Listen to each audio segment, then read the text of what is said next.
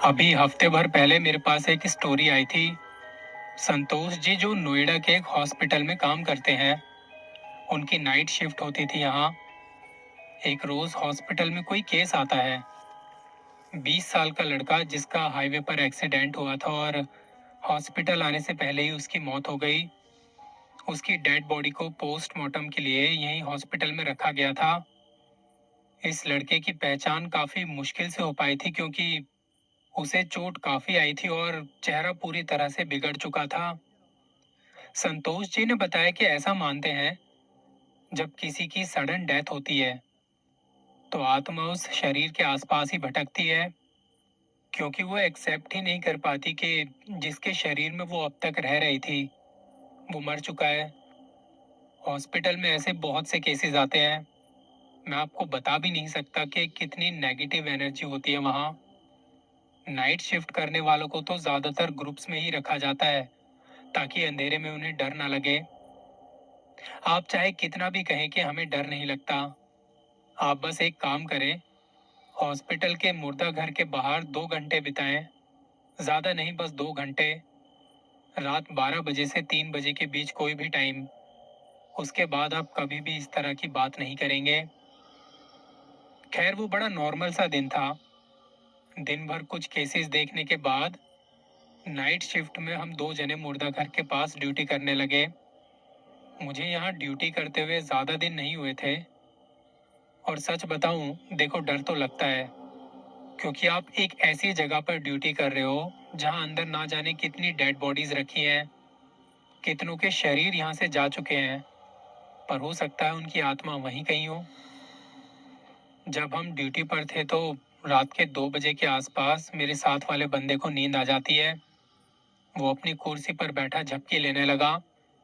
नींद तो मुझे भी आ रही थी, पर इस बात का ध्यान रखना पड़ता है कि अगर कोई एक सो गया है तो दूसरा जगा रहे। मैं बैठा हुआ था और तब मुझे कुछ आवाज आती है। पहले तो मैंने उसे इग्नोर किया कि किसी की मरहम पट्टी हो रही है, शायद कोई दर्द में है और ये उसकी आवाज है। पर जब आवाज काफी देर तक आती रही, और वो आवाज ऐसी थी जैसे किसी के मुंह पर टेप लगाई हुई है या मुंह के अंदर कपड़ा फंसाया हुआ है और वो कुछ बोलने की कोशिश कर रहा है। जब मैंने काफी देर तक वो आवाज सुनी तो मैं देखने लगा ये आवाज आ कहाँ से रही है। मेरा गला सूख गया। मैंने पानी की बोतल निकाली और पानी पिया। पानी खत्म हो चुका था, तो वाटर कूलर तक आके मैंने उसमें पानी भरा और वापस अपनी जगह पर आया। मैं अभी खड़ा हुआ था और देखने लगा आवाज कहाँ से आ रही है। मुर्दा घर से वो आवाज आ रही थी। मैंने दरवाजे को हल्के हाथ से खोल के देखा। अंदर काफी ठंडक थी, पर मुझे कोई दिखा नहीं, और दरवाजा खोलते ही आवाज आनी बंद हो गई। मैंने वापस से दरवाजा बंद किया। बंद करते करते जब वो थोड़ा सा गैप उसमें रह गया, तो मुझे एकदम से मेरे सामने कोई लड़का दिखाई दिया जो बिल्कुल नंगा था। मैं अपनी कुर्सी पर बैठने ही वाला था और मुझे लगा ये मैंने कुछ देखा है या मेरा वहम है, और इतने में आवाज फिर से आने लगी। मैंने फिर से दरवाजा खोला और खोलते ही मेरी चीख निकल गई। मेरे साथ वाला बंदा एकदम से उठा, पूछता कि क्या हुआ। मैंने एक गहरी सांस ली और बताया कि अंदर मैंने किसी को देखा, अभी आवाज आ रही थी वहां से। उसने कहा तुझे ऐसे ही कुछ लगा होगा। मैंने कहा नहीं, सच में मैंने किसी को देखा था वहां। उसने कहा चल एक बार अंदर देखते हैं। मैंने उसे मना किया, पर वो कहता नहीं, चल तो एक बार। और ये कहते कहते उसने दरवाजा खोल दिया। हमारे सामने बड़े बड़े फ्रीजर थे जिनमें डेड बॉडीज रखी हुई है। लंबे लंबे ड्रॉर दिखाई दे रहे हैं। उसने पूछा बता कहाँ देखा था। मैं अपने चारों तरफ देख रहा हूँ, ठंड लग रही है, पर वहां कोई था नहीं। उसने कहा तुझे ऐसे ही कुछ लगा होगा, और हम वापस बाहर आ गए। मेरे दिमाग में अब ये चीज घूमे जा रही है, मैंने सच में वहां किसी को देखा या मेरी आंखों का धोखा है। क्योंकि अगर सच में देखा होता तो अंदर कोई तो दिखाई देता। मेरे साथ वाला बंदा कुछ बात कर रहा था, पर मेरा उसकी बातों पर कोई ध्यान नहीं। आधे पौने घंटे में वो दोबारा से सो गया, पर मैं अब झपकी भी नहीं लेता और मुझे फिर से आवाज़ आती है। सेम वही आवाज़, जैसे किसी के मुंह पर टेप लगी है या उसके मुंह के अंदर कपड़ा फंसाया हुआ है और वो कुछ बोलने की कोशिश कर रहा है। ये आवाज़ मुर्दा घर से ही आ रही है और अब तो एक ड्रॉर बजने की आवाज़ भी आई, जैसे कोई इसे खोलने की कोशिश कर रहा है। मैंने दूसरे बंदे को उठाया कि भाई आवाज़ सुनी आपने? उसने कहा कैसी आवाज़? मैंने बताया कि अभी अंदर से आवाज़ आ रही थी। उसने कहा ये नॉर्मल है। हॉस्पिटल में मुर्दा घर के आसपास कुछ ना कुछ होता रहता है। तुम बस अकेले कहीं आना जाना मत। बैठे रहो चुपचाप, कुछ नहीं होगा। इसके बाद मैं रात भर वहीं बैठा रहा, अपनी जगह से हिला तक नहीं। ना जाने कितनी बार मैंने अंदर से आती आवाज़ें सुनी। बार बार मुझे महसूस हो रहा था जिसे मैंने देखा था अभी, बिना कपड़ों के। ये हो ना हो वही कर रहा है। मुझे उसका चेहरा याद नहीं, बस इतना पता था कि उसके माथे पर टाके हैं और चेहरा बिगड़ा हुआ सा। उसकी शक्ल मेरे दिमाग में बार बार घूमे जा रही थी। सुबह 7 बजे तक मैं अपनी जगह पर ही बैठा रहा और जब थोड़े लोग आते जाते दिखाई दिए तो मैंने अपने साथ वाले बंदे से कहा, मैं फ्रेश होके आता हूँ, 8 बजे तक डॉक्टर भी आने वाले होंगे। फ्रेश वगैरह होके मैं वापस आया। थोड़ी देर में डॉक्टर आए और हम भी उनके साथ अंदर गए। उनके हाथ में कुछ पेपर थे, फाइल थी, पोस्टमार्टम इक्विपमेंट्स थे और तब उन्होंने हमें एक ड्रॉर खोलने के लिए कहा। मेरे तो आज पता नहीं क्यों हाथ ही कांप रहे थे। दूसरे बंदे ने ड्रॉर खोला और एक सफेद कपड़े में लिपटी हुई डेड बॉडी रखी थी उसमें। डॉक्टर ने वो कपड़ा उसके चेहरे से हटाया और फाइल में कुछ लिखने लगे। मैंने बहुत थोड़े समय के लिए डेड बॉडी की तरफ देखा। उसका चेहरा देखते ही मैं घबरा गया, क्योंकि ये मुझे वही चेहरा लगा जैसे मैंने रात को देखा था। माथे पर टांके लगे हुए हैं और चेहरा बड़ी बुरी तरह से बिगड़ा हुआ है उसका। वो देखते ही मैंने डॉक्टर से पूछा कि साहब मैं बाहर खड़ा हो जाता हूँ, मुझे थोड़ा अजीब सा लग रहा है।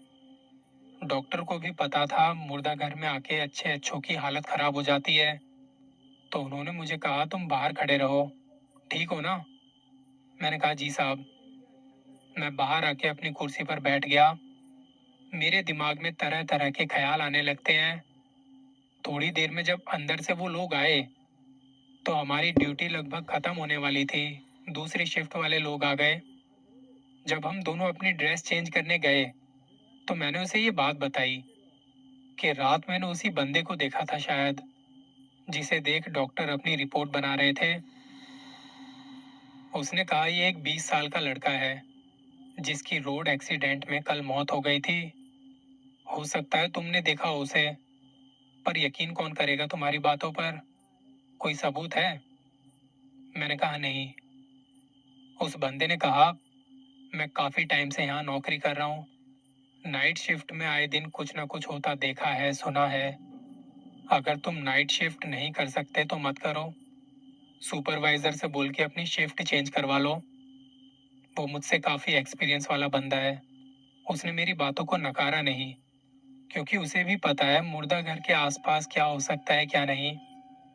मैंने उसके सिवा किसी को कुछ नहीं बताया, बस अपने सुपरवाइजर से बात की कि मुझे अब नाइट शिफ्ट नहीं करनी। उसने पूछा क्यों? मैंने कहा घर में बीवी बच्चे अकेले रहते हैं। उन्होंने कहा है कि आप कोई दिन का काम देख लो। वो कहता सच में यही बात है या कुछ और? थोड़ा हैरानी से देख रहा था मुझे। मैंने कहा जी सर यही बात है। सुपरवाइजर सही बंदा था तो उसने कहा कि ठीक है, मैं बात करता हूँ, 2 दिन का टाइम दो मुझे। इस बीच मैंने अपनी ड्यूटी कैसे की वो बस मैं ही जानता हूँ। और फिर इसके बाद मैंने कभी भी नाइट शिफ्ट नहीं करी और अब तो खैर मेरी ड्यूटी कहीं और है। हाँ मैं मानता हूँ नाइट शिफ्ट से पैसे थोड़े कम मिलते हैं, पर डर नहीं लगता। यहाँ पर एक बात कहूँगा, खुद से जब आप कुछ एक्सपीरियंस करते हैं तब आपको पता चलता है कौन सी जगह कैसी है कैसी नहीं, वहाँ क्या चल रहा है क्या नहीं।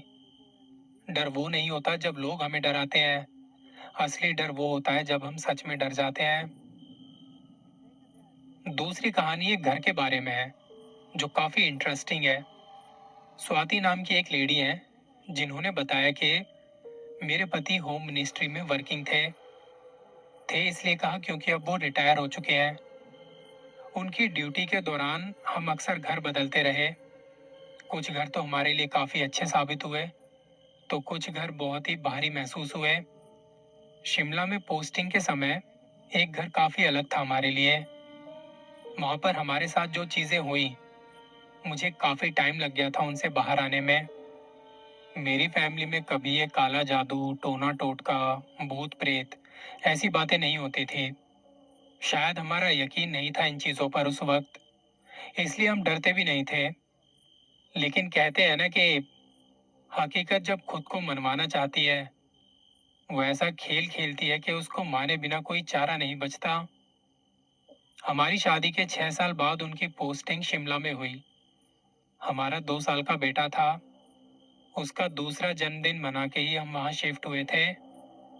घर तो वो बहुत ही अच्छा लगा, खासकर हमारी फैमिली के हिसाब से तो बहुत ही बड़ा। 2 सर्वेंट थे और घर के अंदर भी सारा सामान। घर की देख रेख की जिम्मेदारी उन सर्वेंट्स की थी। मेरे लिए कोई ऐसा खास काम था नहीं। वो सुबह सरकारी गाड़ी से अपने दफ्तर चले जाते और मैं बच्चे के साथ घर में रहती। हमें उस घर में रहते हुए महीना भर हो गया था। जैसा मैंने पहले ही बताया कि हम इन बातों पर यकीन नहीं करते थे उस वक्त। तब इस पूरे महीने में कुछ हुआ भी होगा तो हमने कुछ सोचा भी नहीं, और हो सकता है कई बातें हमने इग्नोर भी कर दी हों। वहाँ सर्वेंट्स मुझे एक चीज़ कहते थे कि मैडम आप बुरा ना माने तो अगर हो सके तो घर में सुबह शाम की पूजा ज़रूर करें। अंधेरा होने के बाद गार्डन एरिया में ना घूमें। हम दोनों मियाँ बीवी रात खाना खाने के बाद घर के बाहर थोड़ा वॉक कर लिया करते थे।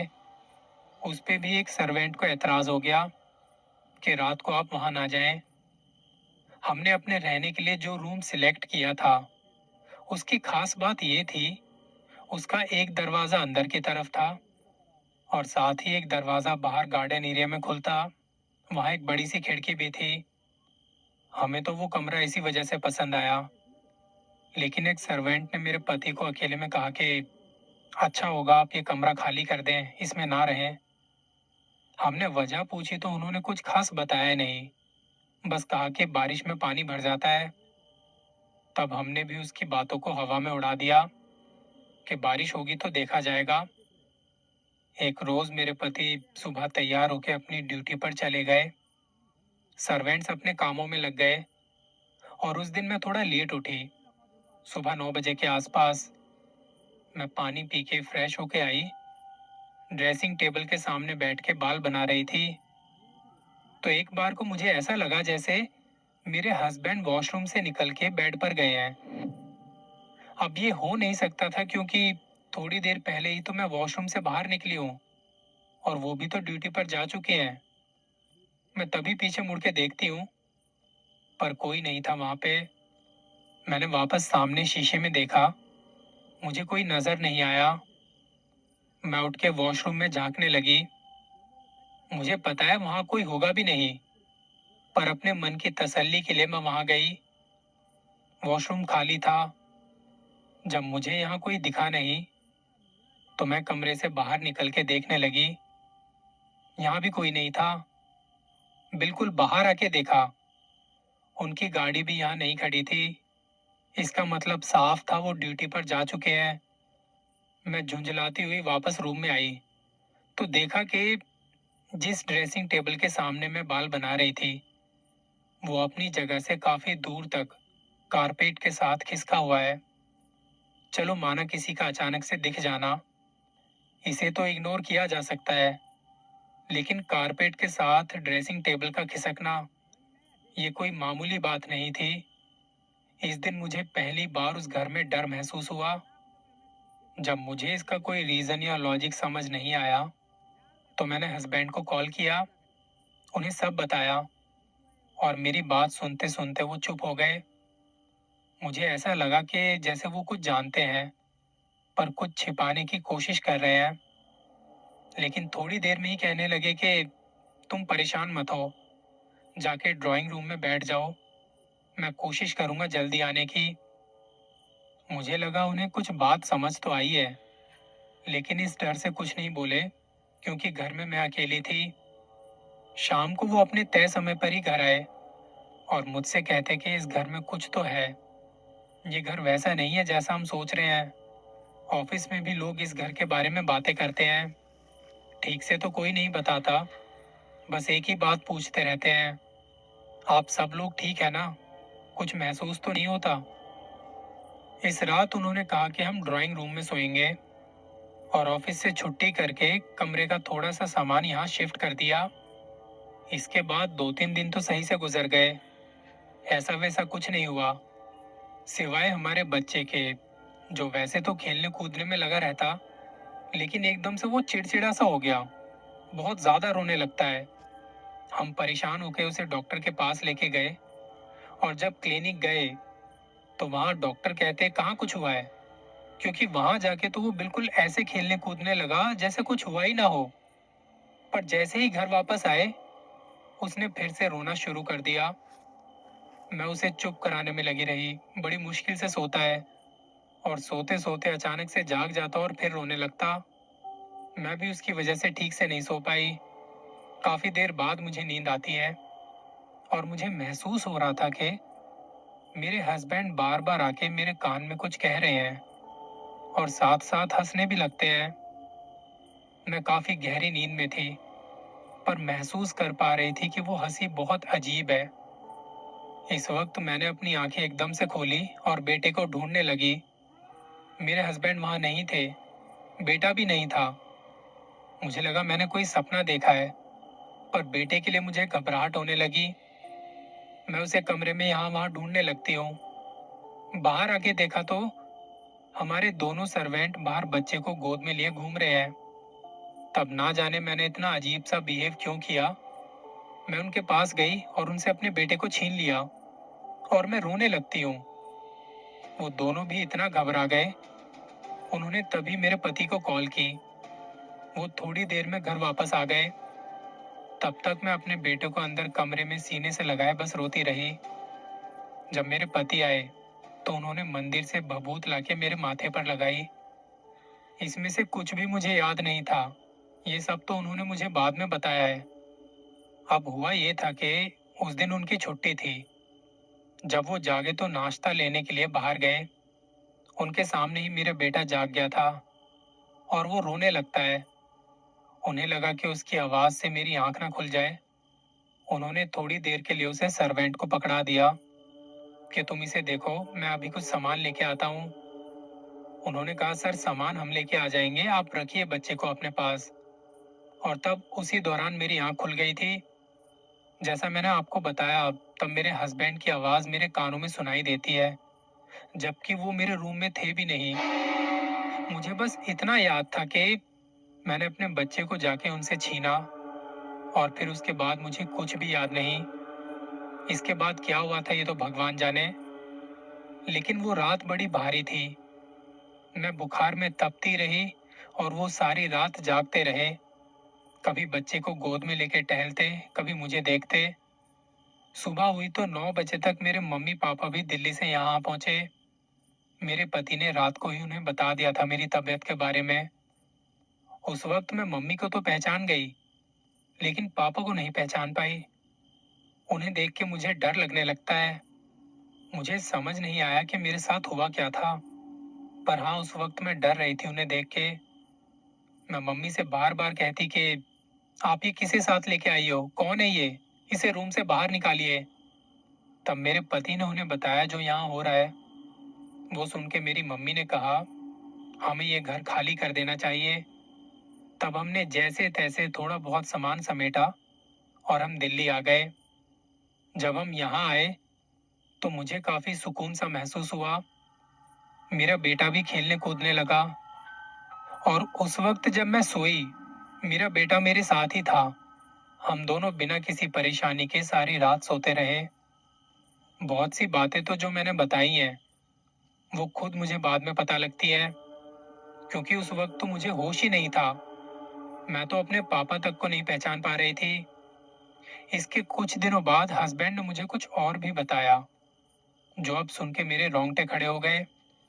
उन्होंने कहा कि हमारे सर्वेंट्स और ऑफिस के कुछ लोगों ने भी बताया था, इस घर में कुछ ऊपरी चक्कर है और ये सिर्फ घर में रहने वालों के साथ ही होता है। हमारे सर्वेंट्स तो घर के बाहर सर्वेंट हाउस में रहा करते थे।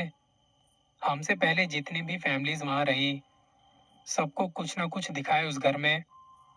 बताया जाता है कि अंग्रेजों के जमाने से ही इस घर में कुछ है और ये तब से होता चला आ रहा है। उन्होंने एक बात और कही थी, जिसे सुन के मैं खौफ में आ गई और वो भी बहुत डरे हुए थे। एक रात उनकी आंख खुलती है और वो वॉशरूम जाने के लिए बेड से उतरे। वहां खिड़की के पास जो सोफा रखा था, उस पे दो लोग बैठे मुस्कुरा रहे थे। और वो दो लोग कौन थे? एक मैं थी और एक वो खुद। ये थी आज की दो कहानियां। कई बार कहानियों में ऐसी चीजें हो जाती हैं, कुछ ऐसे मोमेंट्स होते हैं जो आपको भी डरा देते हैं। एक बार बस इमेजिन कीजिए, आप रात को सो के उठते हैं और आपको सामने आप ही की तरह कोई दिखाई दे रहा है, तो आपकी हालत क्या होगी? जल्दी मिलेंगे।